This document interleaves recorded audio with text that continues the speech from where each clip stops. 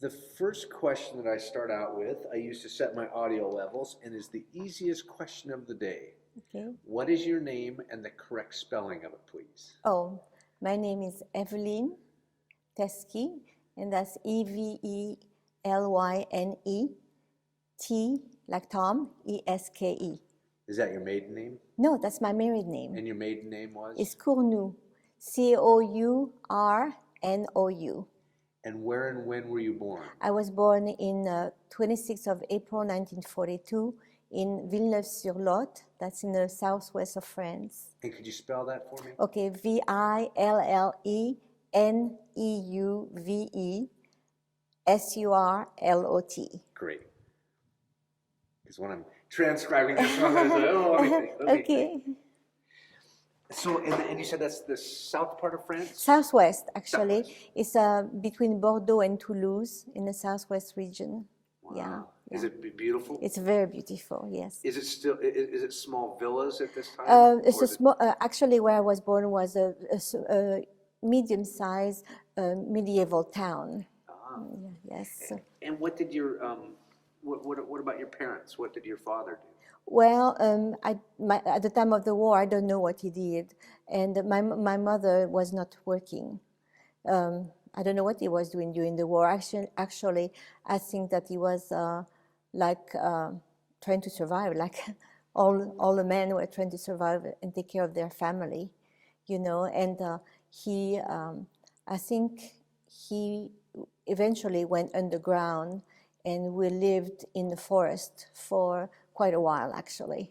Wow. Mm-hmm. In the Landes region, Landes region. Yeah, we were hiding in the woods there. Wow. So you were, it's interesting because over here, for the Americans, World War II started at Pearl Harbor, and our history classes didn't teach that. Mm-hmm. No, it really didn't start a long time before Pearl Harbor. Pearl Harbor is when America became involved. Thanks to them, though. That helps us a lot. So, what were your first memories of knowing that there was a war going on? I've always knew that there was something, that there was a war, and because the fear, we were very, I was raised in an atmosphere of fear and hunger, so I knew that something was very wrong, although I didn't have anything to compare it with. It just was the way it was. So my awareness was that, that it was a war, and we had people that had invaded France, and we had to hide from them. And because they could do bad things to us. So that was my first recollection of that. Were you close enough to see some of the... Oh, yes, because French was occupied, and the Germans were everywhere. As a matter of fact, one of the things that I remember is the sound of boots on the pavement would send us, into great fear. I was very frightened of that because I knew that they could open the door at any time, and sometimes they did. Sometimes they would hit the door with their weapon, until we opened the doors. Once my mother forgot to put blankets over the window, and we had to have a blackout, and she forgot, and they were there, and they came in and pushed my mom around and signaled to her that she hadn't covered the window. So I remember things like that. And about how old were you? 3. 3, mm-hmm. Yeah. I remember, those are impressions that a child, even at that age, remembers, because it's a harsh experience for a little one. So I remember that. And I also remember that I was trained when we heard sirens, or when we heard rifles on the door, that I was supposed to go hide behind the wall, behind the chimney. The chimney was a double chimney with a wall and an empty space, and then the wall of the outside. And I was made to go hide behind that so that I wouldn't be seen no matter what happened in the room. And I did that. It's interesting because, like you said, you didn't know any different. I mean, no. You were so young. Yes. But you knew fear. It wasn't a yes. game. No, it wasn't a game. There was definitely fear. And also when we were hiding in the forest, there were foxholes for me.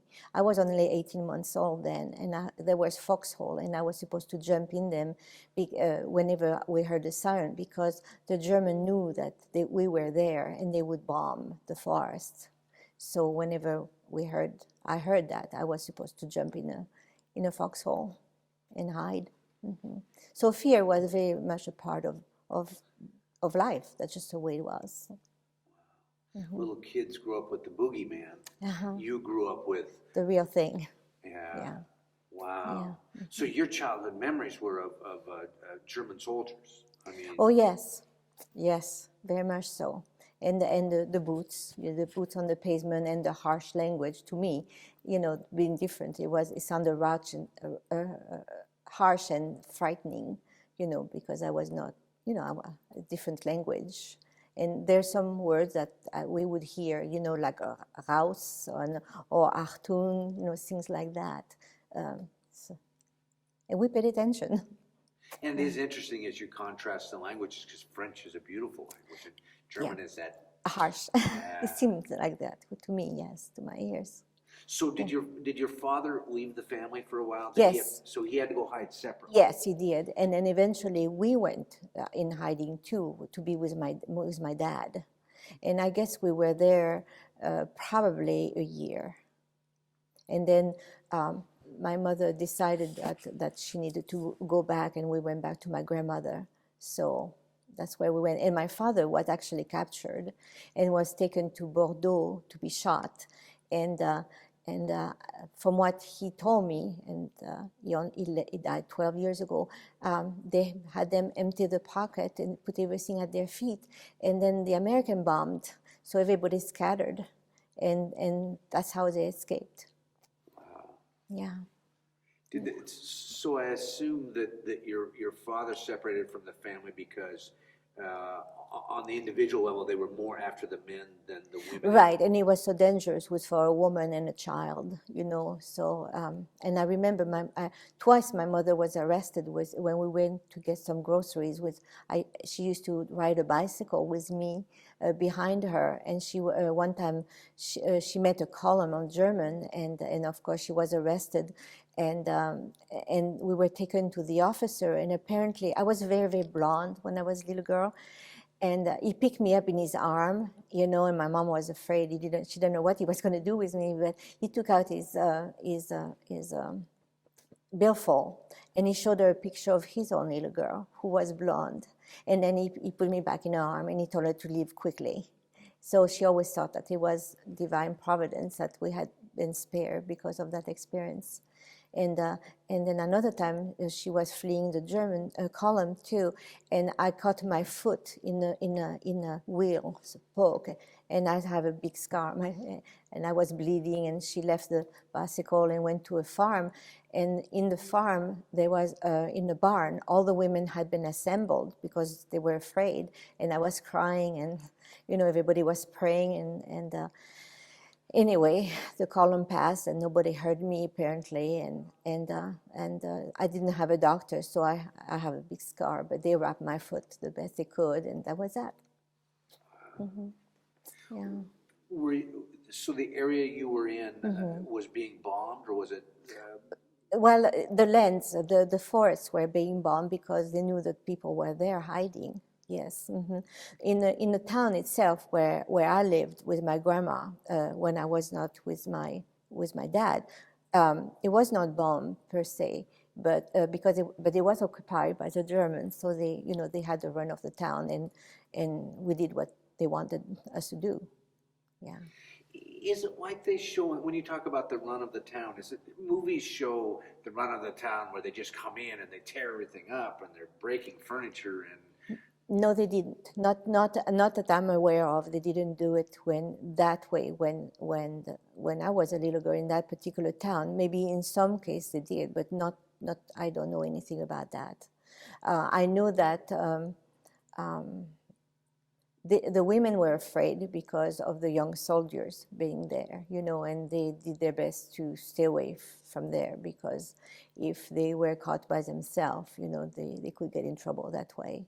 But in terms of breaking the rooms or furniture, no, we didn't have that. But they did round up our Jews in my town. And the sad thing is that they were put on a railroad cart, like you see in a movie, in a cattle cars. But they would be kept outside behind the fence, and my mother felt sorry for them, and she used to take a pail of soup, such as she could, to give them. And sorry. So right. And they would try to give a note to send to America to their family because they were being taken to concentration camps. My mother was only like 22 at the time, 23, and it was really hard. Yeah, because they always tormented her. What happened to those poor people? Elderly, children, men, women, babies. Because it's interesting how history we want to have these revisionists. Yeah. Did your mother know? Did the people know? I mean, they knew they were being taken away, but did word already spread that of that these concentration camps existed? They knew. My mother always felt that something bad was going to happen to them by the way that they were all rounded up like this, and the insistence of the German to find every single one of them kind of, said to us that they wanted them for a reason, and the reason wasn't good. It was not to relocate them, to send them to America or send them anywhere else. It was, it was a concentration camp. Yeah, they knew that. They knew it was. They didn't know particularly, they didn't know for sure maybe about the extermination, but they knew they were being deported. And they used the word deportation. Wow. Yeah. It's interesting because you describe your mother now, and she sounds very strong-willed. Mm-hmm. Very strong-willed. Still is. Was that common? Because I know about the role of American women and girls over here, and World War II opened some doors. In France, was it similar? Mm-hmm. That the man went to work and the woman? Yeah, they went to war and the women worked, yes, as a rule, yes, that's the way it was. But not all the women were strong, some, or men for that matters. There were collaboration, with the enemy in order to survive, some people are stronger than others, My family happened to be strong, and they didn't collaborate, but a lot of people did. And they were abused too. People were denouncing each other, which was a terrible thing. They would be accusing each other of collaboration. So the underground would come, and then some people were shot. As a matter of fact, my stepmother's sister, who was 20 years old, who was a very young and flirtish kind of woman, used to flirt with the German boys, and one of her jilted lover, young man, denounced her as a collaborator, and the underground came, and they took her, and they shot her. So my stepmother took her a year to clear her name, her sister's name, but she was able to after the war, But this kind of abuse that happened in a country that where there is this kind of where the enemy is there, and people want to survive, and sometimes they do terrible things to each other in order to survive, or because they are angry, like this man with my stepmother's sister. He was jilted, and he got his revenge by having her killed. Mm-hmm. I'm gonna just go shut those doors just for a second. Some of that, but not to the extreme. The fear of the Japanese, but there was some of the turning shoulder on them, turning their backs on them. But here you have, it sounds like this whole different thing, but out of survival, not out of paranoia, but to help the enemy. There was some paranoia between the French people against each other, because you didn't know really who was your friend and who was not. Because your friend, if you were not friend with somebody, they could denounce you to the German as an underground, as a Maquis, as an undergrounder, And if you were a maquis, you could be denounced by your friend to the German. Back, you see what I'm saying? So you really didn't know who to trust and who not to trust. So there was this aura of silence. You know, you knew that outside of the family, immediate family, you didn't say anything to anybody. Was there an advantage to ratting somebody out to the Germans? If I did that, would I get food? Oh, yes, absolutely. Yes, yes. You had benefits, indeed. Until, of course, the underground caught you and then you were shot. Sorry. It's okay.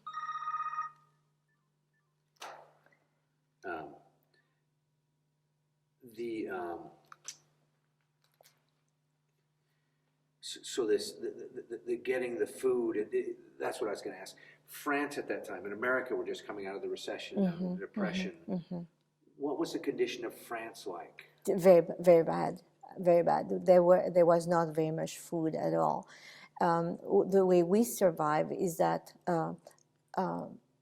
my aunt, my mother's sister, had some animals, you know, like chickens and rabbits and ducks and things like that. And we were getting a little bit like that from her, you know. Otherwise, everything was rationed, the sugar, the flour, everything, you know, the milk. As a matter of fact, we were so hungry that I remember, as a little girl, I remember my first meal. I was telling Deborah today about that. I was about 3.5 when, at the first time that I ate something and felt full. And I remember what it was. It was a dish of carrot. It was just carrots, plain carrots, sliced very thin and sautéed with a little parsley on it. And I remember I thought it was the most wonderful thing in the world, you know, that we could eat, I could eat and feel, you know, that I had eaten a meal. And I had a little sardine, very small little sardine. But I thought it was wonderful. Yes, we were very hungry. And that was, you were 3.5 years old at the Yes, at the time. Yeah, yeah. Yeah, my mother was very breastfed me until I was about 3, as a matter of fact, in order to because there was no food, and she was very, very, very thin, very, very, very starving herself, you know. But that's how she supplemented the food for me. And that's, I've seen or read stories of that. Of here, this mother who is just, you know, and now, wow. How many children? Well, I was the only one at the time. I have a younger sister, but she's 8 years younger than me. So you know, she didn't know that. We were still kind of rationed when she was born. She was born in 1950, and I remember even then it took a long time to recover. You know, so the bananas and the oranges were always kept for the baby. You know, because you know there was not enough to go around. Yeah. You talked about an aunt that had. She had a little, she had a little farm. Did she have to hide them from the Germans, or? Well, she was actually in a remote area, and they never got. I don't think that they got to her because it was in a very small, remote village, you know. So no, I don't think they got to her at all. You know. Was there any normalcy to life while this was going on? I mean, could you go downtown? Were stores open, or was everything shut down and you had to kind of black market? Or? No, well, there was black market. I think there always is, you know, from people who got things from the German, you know, for collaborating. Then you had this whole black market. It was kind of normal, as much as you could make it normal under the circumstance, you know. Of course, the Vichy government, you know, tried to keep things, which was a collaborating government with the German, which most French people didn't like them very much, but they tried to keep things, you know, kind of normal. They thought that if they collaborate with the German, then they wouldn't, you know, pillage and steal and everything, which of course they did anyway, but that was the theory behind it. Plus, there was no army, the French army, no. There's nothing you could do. This is why we were so happy when we heard about Normandy, you know, because with our contraband radio, we knew that help was on the way.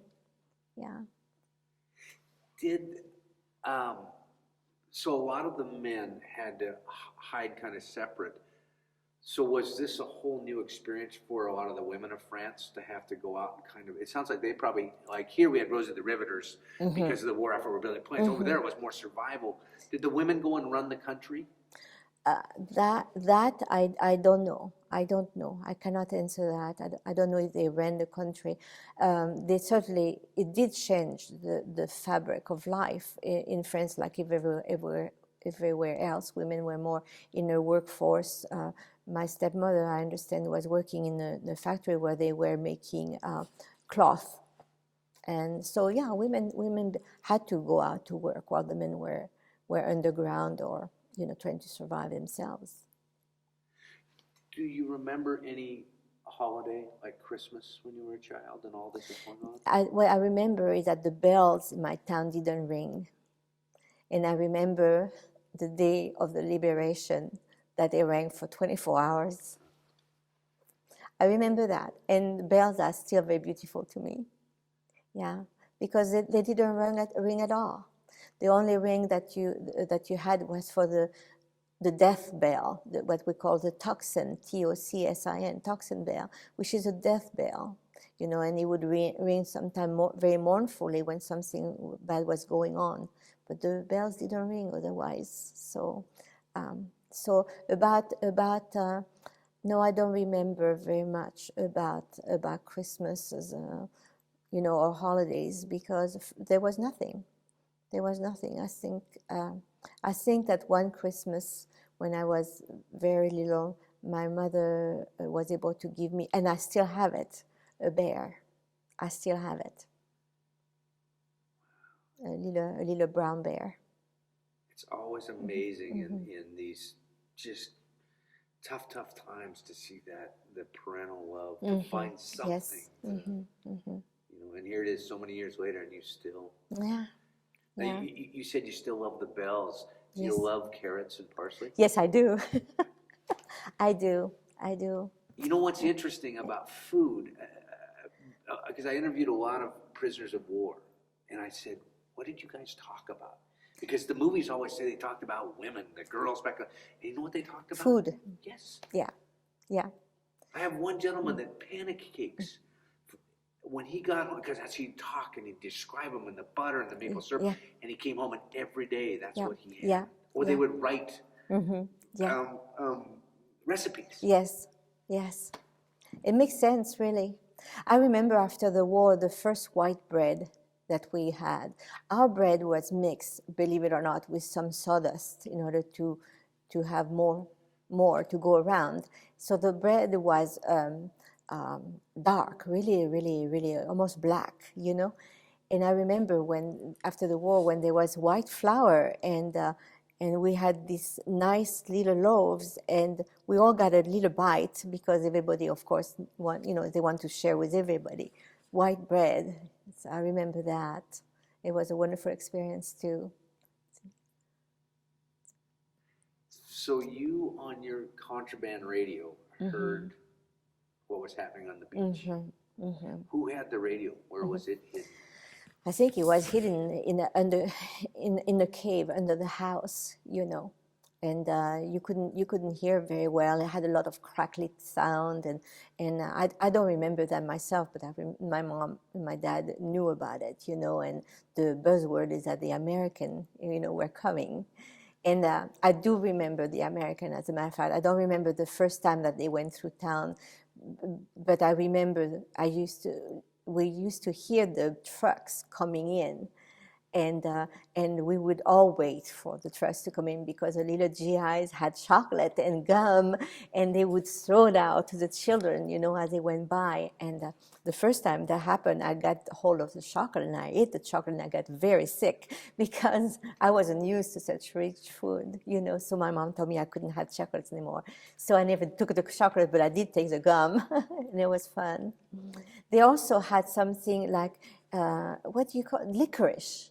I remember that. They had licorice, black licorice, and that they would throw to the children, That was kind of fun. And were they like trucks and tanks coming through? Yes, the trucks. I don't remember the tanks, but I remember the trucks, with them. And It was a wonderful thing for us because it was very exciting when they came. My mom said that she used to get some sea rations for some time too. They would throw sea ration can, and we thought they were the best thing. They thought it was horrible, but we liked them, so. I've heard stories Yeah. of soldiers exchanging food. The French giving them good homemade food and them giving the sea rations. So. Yeah. So did you, as they're going through, are you learning little bits and pieces of English so you could yell to the soldiers, or? No, I didn't. I started learning English when I was 10 years old. Of course, my father always, raised me to remember the American and what they did for us and never to forget, So it was a natural thing for me to learn English. My father is half English too, by the way, and my mother is French and Scot from her background. And so English was a part of me very, very young for all those reasons. How far from Normandy was your village? Oh, quite a while, quite a ways, yes. Actually, Normandy is on northwest, and then you have to actually almost go the whole length of France to go to where I'm from. Yeah, so I don't know exactly when they were in my town, but I do remember those wonderful trucks and those wonderful young men. Do you remember the Germans disappearing? No, but all of a sudden they were not there.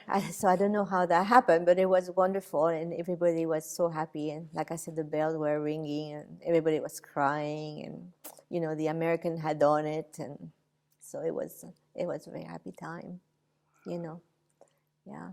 Do you remember, did life just get back to normal instantly, or? No, it took a long time, and there was still fear because of reprisal. There were a lot of reprisal against people who had collaborated, and even at that time they were abused. People who didn't like each other had been accused wrongly, and things like that. So it didn't go back completely normal for a long time. And I know my dad slept with a gun under his pillow for a long time. Yeah. Boy, I always remember that. I always remember the gun under the pillow. Yeah. I think he kept it under the pillow for about 5 years after the war. That would be a very vivid memory of a child. Yeah, but I thought it was normal. Wow. Didn't anybody sleep with a gun? Yeah. Well, like you said, it's what it is what your childhood was. You knew no difference. Yeah, exactly. I do remember the first Easter because the first Easter after D-Day, the bells really, really rang too, and it was wonderful because I always went to church with my grandmother, and so I remember that. Did you know anything of Hitler? I mean, I know you knew of Germans as a child, but in that young age, were you aware of Hitler, of who he was, a bad man, or? I only heard the word Hitler, and all I knew is that he was a horrible German, a dictator kind of thing. No, I hadn't put it together completely until later, until after the war, when I was a little older. Yeah. And you didn't even talk about Hitler very much while we were occupied, because it could get you in a lot of trouble, both with the French and the German. So, yeah, people were very, very conscious and having to be very careful what they talk about and to whom they would. Well, and that's what you described after the war, because of the turning people in. Like you said, you're still left with the exactly. Or grape. I mean, bad blood. Yes. Yeah. It took a long time for that to go away and for people to be a little more relaxed. My grandmother was beat when she was a school teacher, and they came one day probably to find the Jewish children, and she wasn't moving fast enough, and I know she was a rifle butt beat in her back. She was an elderly lady too, and she just turned around and looked at them, and then one of the men was a collaborator. And so she looked at him and she said, I remember you, I had you in school. So they left, and they left her alone. But this is kind of thing that happened all the time. And I remember also after the war, that was a terrible thing that I never quite got over, is women shaved naked, being pushed around in the street for having collaborated with the enemy. That's just what they did. They shaved their head and took their clothes off and made them pay. They got away with their life, but they were shaved, and everybody knew that they had been collaborated, at least that slept with Germans, So that was kind of traumatic for me, yeah. I talked to a woman who had come in on the beach on Normandy. She was a radio operator, but had talked about coming into the village and seeing that, and just, they didn't know what it was at first. Yeah. My mother tried to protect me, but I had already seen, and she tried to tell me that I hadn't seen what I had seen, but I had seen what I had seen. I knew what I had seen. Yes, And these were friends and neighbors. Yeah. And they were younger women, and they probably just wanted stockings and food and stuff like that, But I must say, whenever they collaborated with the enemy, somebody died, usually, That was a reality. You denounce somebody and somebody got shot, Yeah. What's your worst memory of war? The fear and the hunger. The fear. What that permeated in everything, because you didn't know who to trust and who not to trust, what to say and what not to say, because what you say could, even innocently, could be misinterpreted and cause so much grief, and the hunger too, because you become obsessed about food, when you're hungry, that's what you think about, Were you able to go to school during any of this? So there was? Yeah.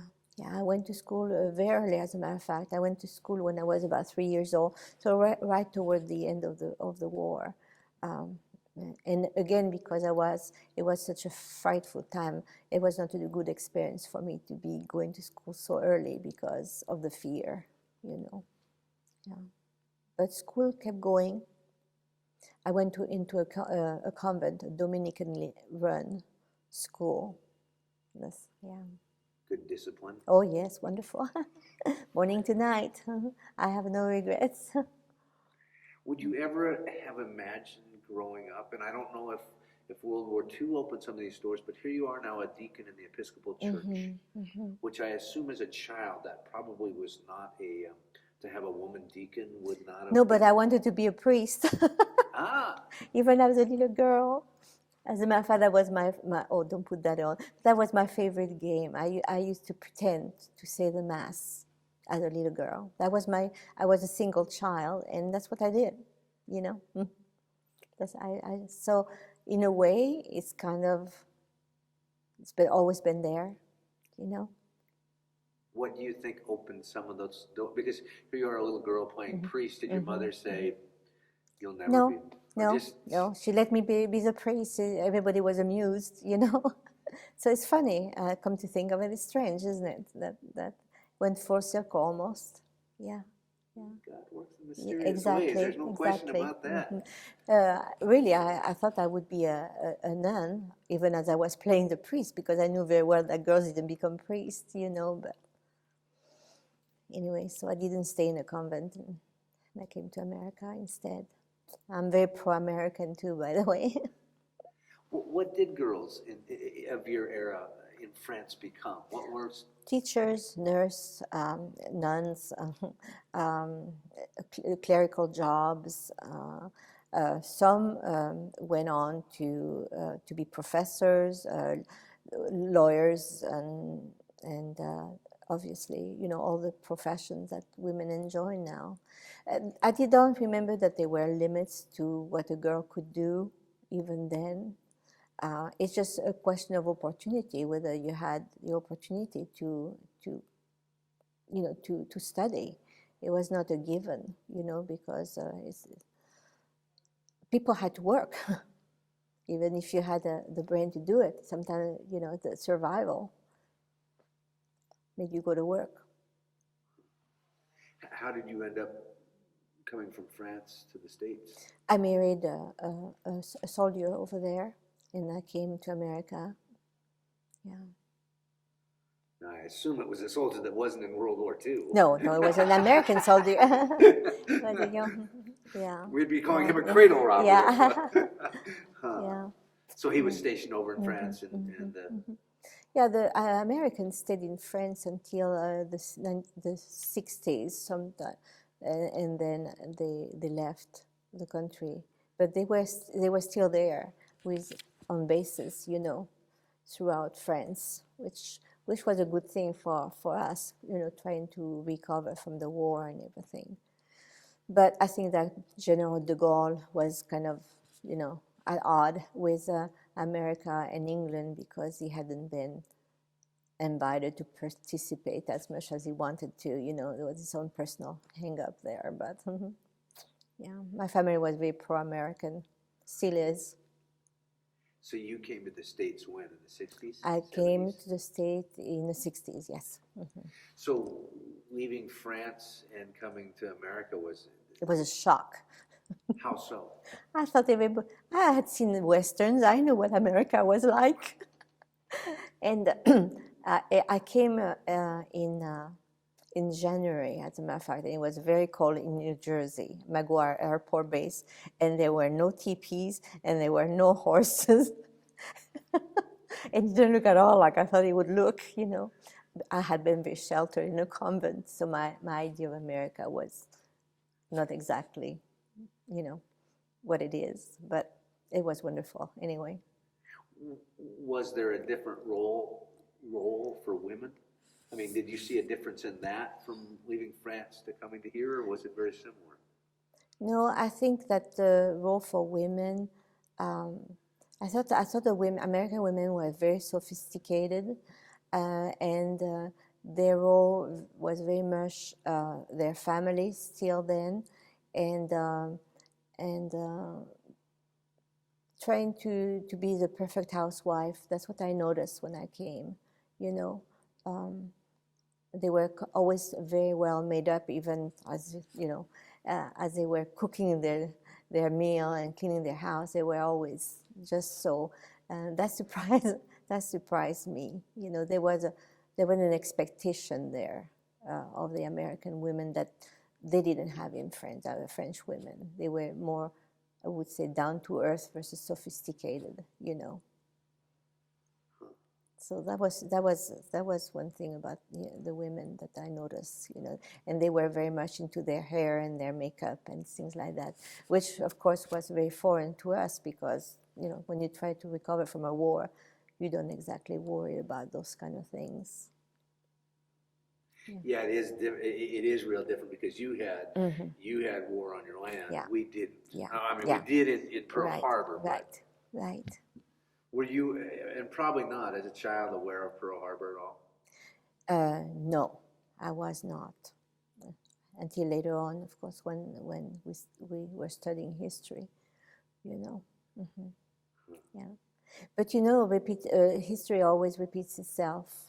It took Pearl Harbor in order for America to come to the realization that, hey, there's a problem over there and it's going to come to us if we don't address it, And I think that, if you look at the wars that we are even fighting, there are those factors. Some understand why there is a need for war and some don't, Same thing to me. This is why, while I think it's deplorable that war is so wrong in every aspect, there is a place for me in what I call a just war, in that you have an oppressive type of government, Hitler, Saddam Hussein, what do? You sit back and then wait it out, or allow people to be destroyed, or do you say, well, let's do something about it, in order to help those people?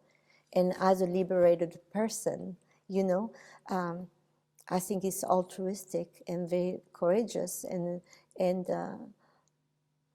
I cannot say, we should allow those people to be killed and destroyed, and so that we can just stay at home and be safe.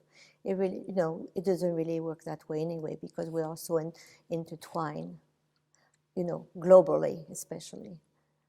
We all depend on each other, and I think that, for me, but then I come from a different background, so what I am very happy about, the fact that people are losing their lives. I am so proud that people would care enough to lay their own lives on the line to help someone else out. It is interesting because of your perspective. I mean, of understanding the realities of war, of growing up in, of oppression. Yeah. So ideally, I am totally against war, but realistically, there are oppressive powers bent on destruction, just like Hitler, just like Stalin, just like Saddam Hussein, and on and on. I have some good friends on the other side, the Capistanis, who came here from Cuba, and so we have many discussions. Yeah. To hear their perspective is a very, the knock on the door. Exactly. Wow. Yeah. So, as a child, you played being a priest. Yes. So when did you choose to become a deacon? When I didn't choose, I accepted the call. I have always known I had a call. I accepted it in 1990, finally. I gave up, The Lord had pursued me long enough, and I finally said, all right, okay, I'll do it, I'll do what you want me to do. So I did, 1990 is when I made the application. And is that, is there an acceptance fully of women, or are there still some of the old-timers, maybe even young-timers that kind of... Well, yeah. That's fine, I understand. I grew up in the Episcopal Church. I know the politics. Yeah. See, my mom's like you. I think she would have become a priest if she had been born just at a little different time. And she went down. She was down at CDSP. And Deacon chaplain. Went through a lot of the work over there, but it was just a different time. Right. Wow. It was a pleasure. Is there anything that I'm missing? I don't think so. I think that we covered pretty much everything, Well, thank you. Let me get you unmiked. And once I turn...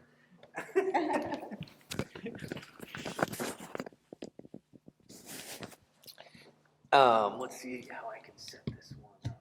So we're talking about, because your family, again, you have how many children altogether? 2. You mean my family in France? No, here. We have 6 children, yes. What I was going to say is that one of the benefit of the war, going through something like that, is that we had a very strong, very, very strong extended family. Aunts, uncles, grandparents, and parents. We were a clan. That's how we survived, And I brought those kind of values to America with me, and I think that to a great degree I was able to instill that in my children. No matter what happened, if you have family ties, strong family ties, you can survive anything. You can survive war, you can survive illness, famine, whatever. But you need this tie of family, So now our family is getting bigger and bigger all the time, with 6 children and grandchildren and spouses and everything. And I hope that they have that strength of knowing that they can do it, they can survive, no matter what happens. For a while, you were a single mom of 4. Yes, for 10 years. 10 years.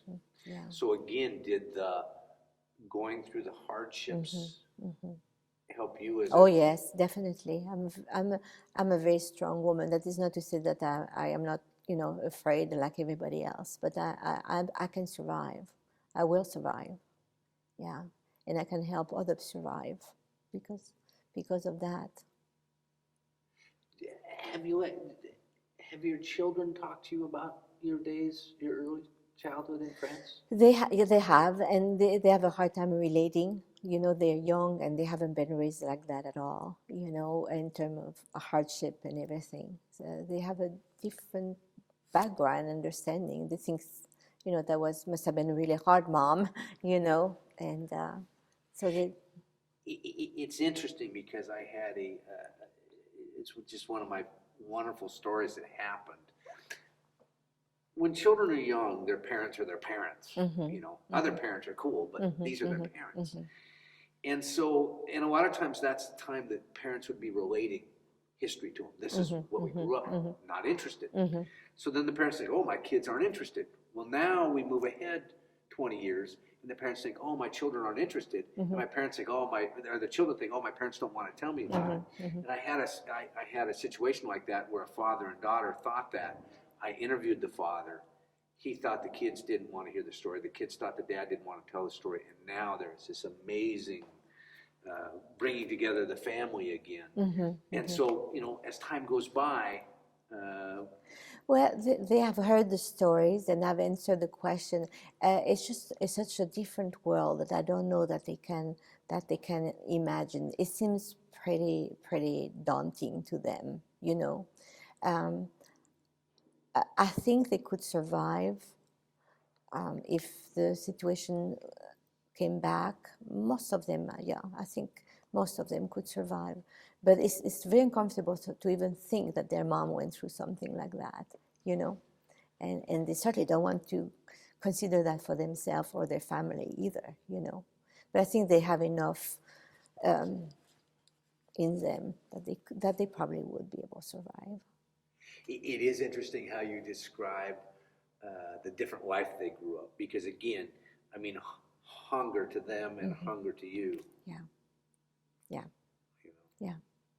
That's like with my wife. I've been fortunate enough that I've traveled a little bit in third world countries and have been around less privileged people. And my wife hasn't had that experience yet. And so as we talk about things, sometimes there's not a... Exactly.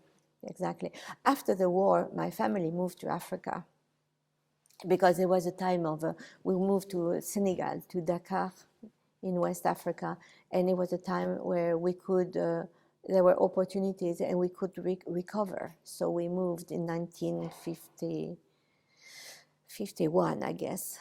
I was about 9 years old or so, So I know about third world countries, and it's always very sad for me that people don't understand the need, the true needs. What we call need here, has nothing to do with real need. It's our wants, not necessarily. Yeah. When they talk about people here that I don't want to say underprivileged, I'm trying to think of the word, but they don't have. Right. And you look and you go, now wait a minute, what don't they have? And yes, there are people in this country that have real, but there's some that you look and they go, well, let's see, you have a car and you have food on the table and a house. Exactly. And try to, I'm a Rotarian also, and to try to explain to them, it's an international organization, so that we have projects overseas, and you can see the reluctance of keeping the money at home. I mean, we fight that all the time, Which is weird, I'm the exact opposite. I really am, I mean. Well, that comes from your experience in third world countries, if you have been there and you have seen it first and you know what you're talking about. They have no concept. So the idea is just to keep everything like this, locally, keep it locally. Yeah.